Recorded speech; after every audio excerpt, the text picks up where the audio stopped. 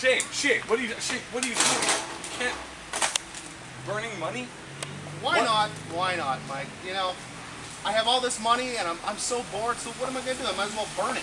Oh, okay, Shane, there's better things to do with money than burn it. Like what? I don't know. Maybe you're an investor. Maybe invested in something. Well, guess what? I've invested in everything I can possibly think of.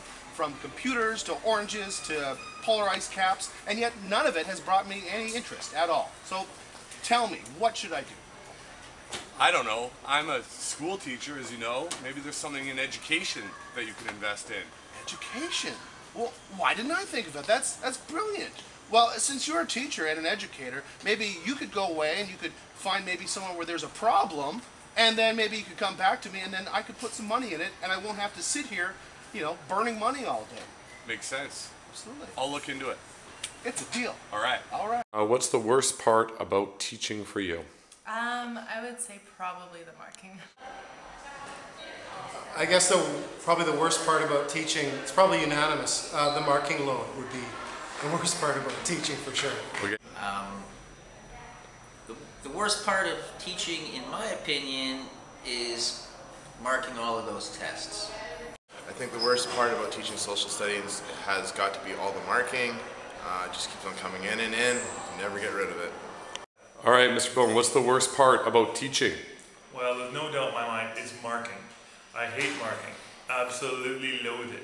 Overwhelming problem. I asked all the teachers, they hate one thing more than anything else. Students. No, close. Marking. Marking, yes, Marking. of course. Marking. Of course, brilliant. So I was thinking maybe we could find like a program or some software that could help teachers with marking. Right. Save them some time, make their lives easier.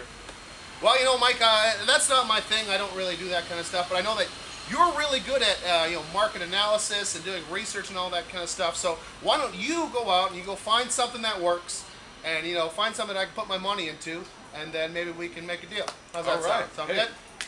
I'll talk to you soon. Good talking to you, brother. A New York Times article called "The Algorithm Didn't Like My Essay" gives a great overview of emerging essay grading software. It looks closer at a competition sponsored by the Hewlett Foundation in March of 2012, which drew 159 teams to see how well algorithms could predict scores assigned by human graders. The winners were announced in May, and the results were eerily accurate. Tom Vander Ark, CEO of OpenEd Solutions, an educational consulting firm, says the cost of essay grading software works out to $10 to $20 per student. But as technology improves and costs drop, he predicts that the software will see widespread incorporation. Quote, providing students with instant feedback about grammar, punctuation, word choice, and sentence structure will lead to more writing assignments and allow teachers to focus on higher order skills.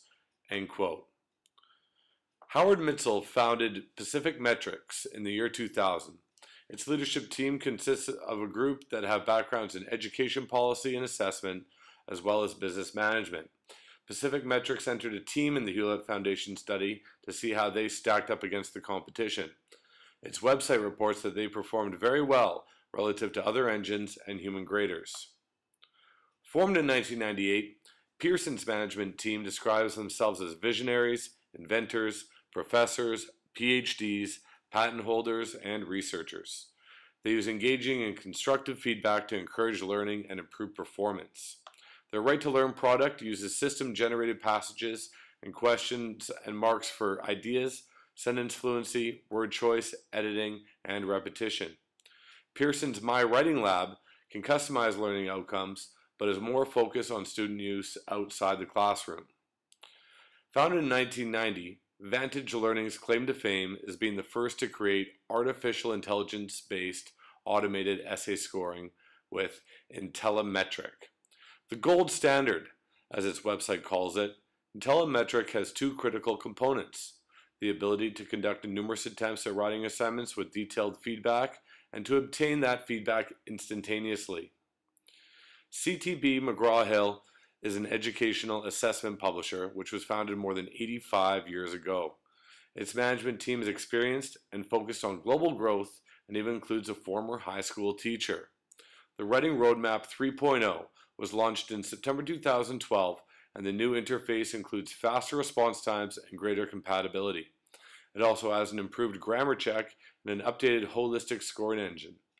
Perhaps the coolest feature of the product are the narrative reports that provide students with information about their writing skills across the traits measured by Writing Roadmap 3.0 and areas where they can improve their essays. McGraw-Hill is a publicly traded company. Since the crash in September 2008, the company's stock has nearly tripled in value from $19.20 a share to $55.36 today. What are your thoughts on essay grading software? I think if used judiciously, it would be a hugely beneficial tool for teachers like me. It's simply a numbers thing. I have 3 classes of 25 students, so that's 75 students.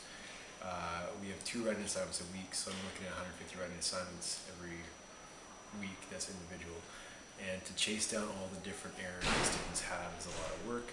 Not to mention that every student has particular errors that only they make. So to have essay grading software that pinpoints particular errors for particular students, and I've read that there might be software that can provide exercises to gear towards student-specific problems. That would be a huge boost for the students and the teachers.